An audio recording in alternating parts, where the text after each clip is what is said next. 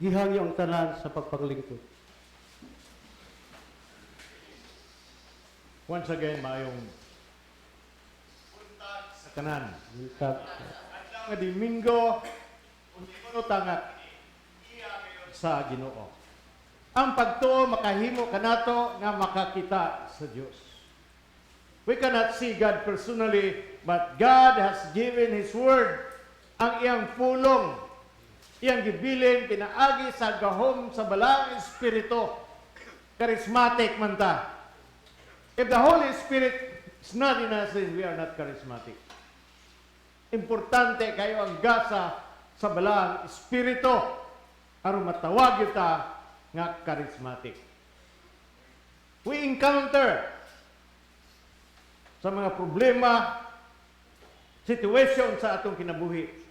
Pero ang Hebrews chapter 11 verse 1 nagaingon, ang kahulugan sa pagtuo mao nga may kasiguruhan kita sa mga butang nga atong gilauman nga dili nato makita. Natay mga butang nga atong gilauman, aming batana. Nga wala pa gyud nato makumpli kung makita.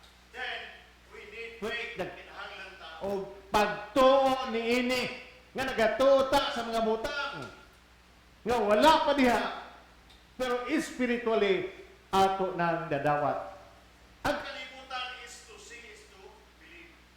Totoo lang kita ato makita. But the Word of God says we must believe first before we receive or before we see. Amen ba ta?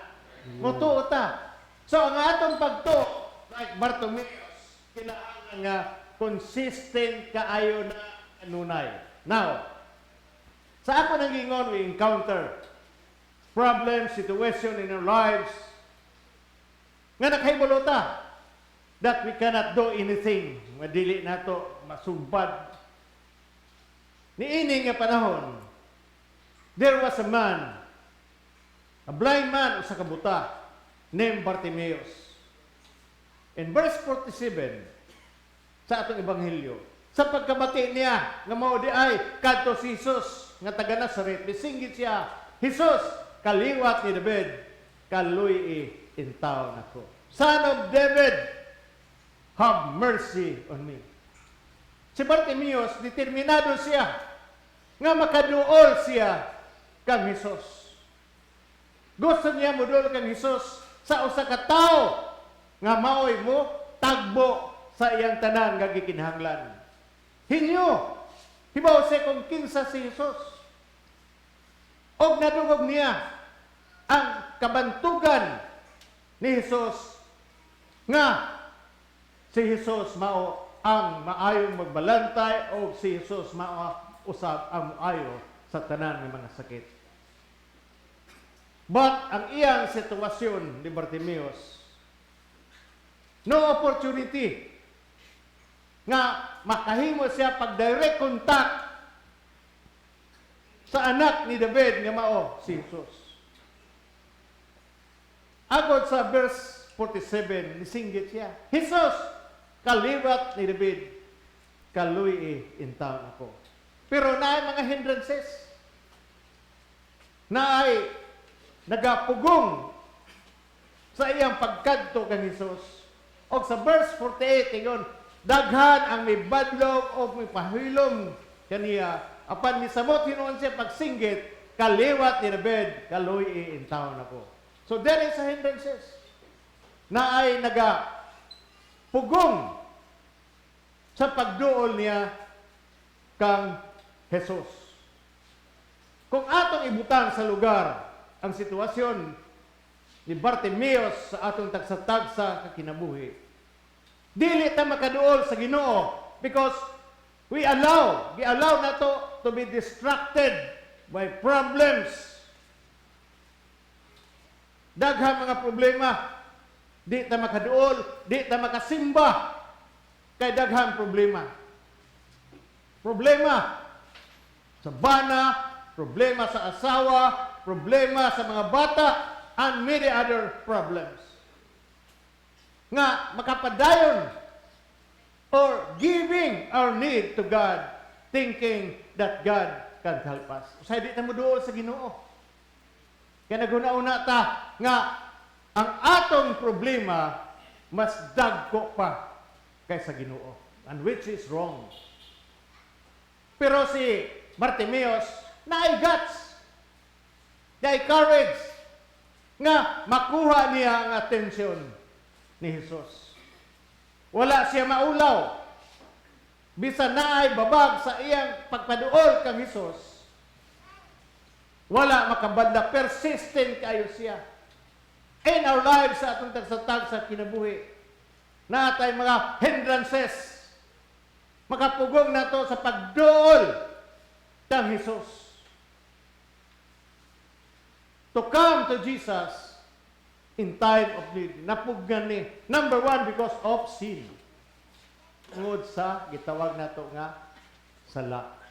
Usahay natin nusyon, natin panghuna-huna nga kung makasala ta, dili na tubagon sa Ginoo o iya ang silutan o hapakuntay niya sa mga sakit. Dili nga na atong Ginoo. Why? Because God is a merciful God. Kung makasala manggaling ta, natay provision sa 1 John 1:9, if we confess our sins, He is faithful and just to forgive us. Kung makasala ta, atong ikumpisan ang atong mga sala. Why? Because God is faithful to forgive us and to cleanse us from all unrighteousness. Makasala ta, kinahanglan nga mangayo tag kapasayloan sa Ginoo, and God really will forgive us. Sa mahandog natay hindrances. Sa ako nang ingon, number one, because of sin. Di ka makaduol sa Ginoo tungod sa atong mga sala. Naguna-una, takanunay sa atong mga sala. Nga ang Ginoo nasuko kanato. Wala masuko ang Ginoo kanato, aming matana. Tingnan inyong tapad, wala masuko ang Ginoo kanimo.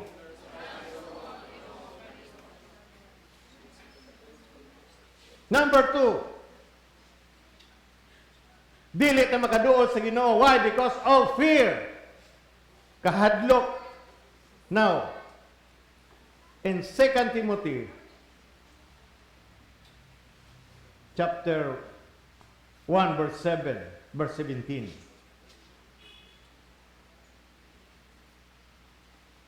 Ah, 1:7. Hindi yun. Kaya ang Espiritu nga gihatag sa Dios kanato, wala maghimo kanatong talawan, kundi naghatag kanatong gahom o gugma o pagpugong sa kaugalingon. God did not give us the spirit of fear. Usahay naata sa kahadlok. Kung naata sa kahadlok, mao na nga maabre sa atong kaaway nga mawang yawa nga magdula-dula kanato. Dula-dulaan ka since the start of our Han. Si Father Rex was Samis. O dito siya natulog sa simbahan. Sayo ba na i-adjust? Kusgilang gamay para ko alam. Dito siya natulog sa simbahan. Sa Samis. Kunya, pagtulog niya, galamba-lamba. Naay mo rin nagdagandagan. Mo nang text siya gabi eh. Nga nakinahanglan siya o pag-ampo. Kung kamukha dito sa iyong bation, mulaya siguro mo, no? But remember this, we have the Word of God. Greater is Jesus that is in us than He that is in the world. Bantugan, dako kay ang Ginoo. Greater. Our God is a great God. Greater is He that is in Jesus than He that's in the world. Dili ta mahadlok ang gahom sa yawa. Nanay gahom sila, pero puro lang na deception. Ginadeceive ta kanunay. So, kung nidagan nato sa Padre Rex, talipay ang tao ng mga demonyo. Kung sa may gihimo, nagpalit og kasin, isang kilo. Holy water, for that. Wala ko kahibaw sa mga klase ng mga tao, nagpuyo dito riyan to. Why enters? Because what we call hatred. Na ay mga ay gut-gut, na ay walay pagpasaylo ang katawan sa Ginoo. Kung usahay, kung nakataingana ang Espiritu, it is easy for our enemy to come in our lives and manipulate us. Nagaling tayo batiyong nga atake, atong isugid ang pulong sa Ginoo. Greater is Jesus that is in us than He that is in the world. Isang usaw paak sa yawa, di na makapaak, pangagda sila. But sometimes we allow them to manipulate our lives. At awa na sila kung gamito na to ang ngalan ni Jesus. Every knee shall bow in the name of Jesus. Every knee shall bow. Every tongue confess.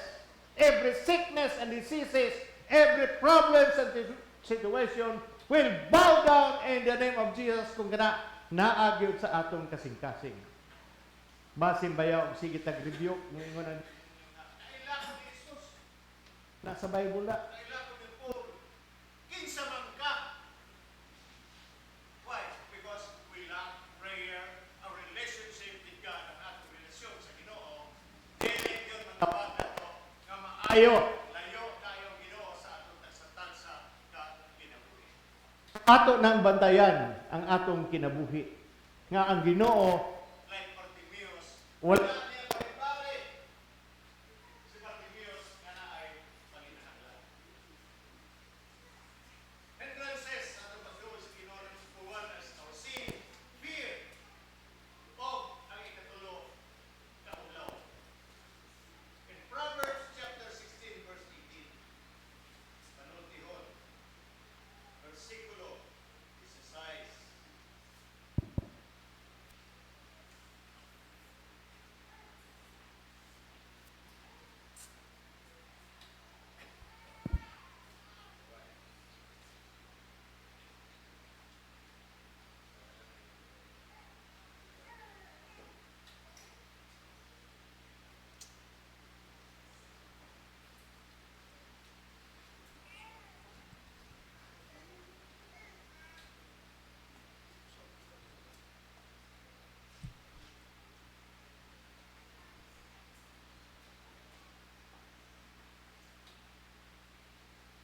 Okay. Panultihon. 16 verse 18. Ang nagaingon, ang garbo mo sangpot sa kalaglagan o ang pagkamaytason ngadto sa pagpukan. Ang garbo mo sangpot sa kalaglagan. Sometimes we have pride in our lives na atay gitawag nga garbo. Pero yung mga garbo, makadaot ka na to. Ang garbo, makadaot na to. Kaya ang garbo mingon, wala ko magkinahanglan sa Ginoo. Jesus could have ignored Bartimeus. Pwede nga dili niya balibalihon si Bartimeus. But Jesus showed here that acting is more important than talking. Amin ba taana? Ang pagbuhat mas importante pa kaayo sa pag-istorya. As Bartimeus questioned by Jesus, what do you want me to do for you? Unsa may gusto nimo nga angay na akong buhaton kanimo? Same question for us today.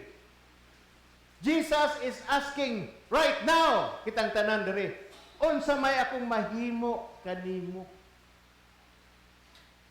In verse 51 sa itong Ebanghelyo, nangutana si Jesus kaniya, unsay ipabuhat mo kanako, mitubag ang buta, magtutudlo, gusto, unta ako, nga makakita patusab.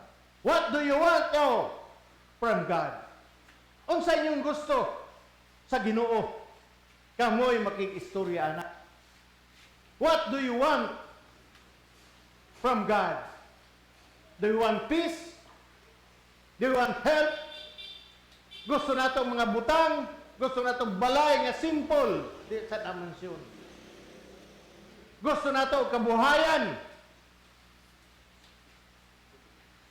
nga mahimo nga mabuhay nato ang atong tagsa-tagsa ka mga pamilya.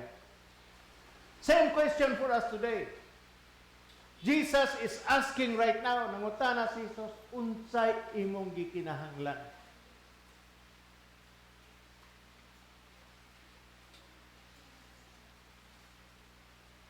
Bartimaeus answered,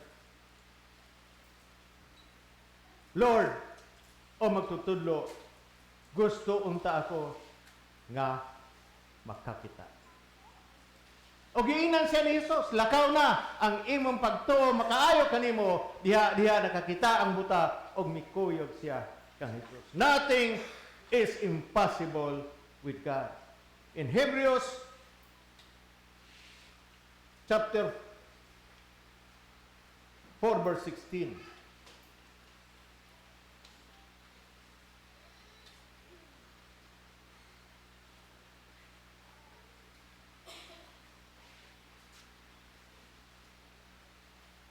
Busa dili kita magpanuko sa pagduol sa trono sa Dios diin ana ang grasya. Din niya makadawat nato ang kaluoy o grasya nga atong gikinahanglan aming batana. We can come boldly to the throne of grace to obtain mercy in time of need. What do you need right now? Tagsa-tagsa ka nato, natay gikinahanglan, gusto ta maayo ta sa atong mga sakit. Gusto lang ito nga ang Ginoo magsangkap sa atong kikinahanglan. Gusto sa Ginoo, gusto nato nga magsangkap ang Ginoo sa tanan ng atong mga kinahanglan para makapalita og sanina sa atong mga anak, pagkaon sa lamisa og kaayuhan sa atong tagsa-tagsa ka sitwasyon, sa atong tagsa-tagsa kinabuhi.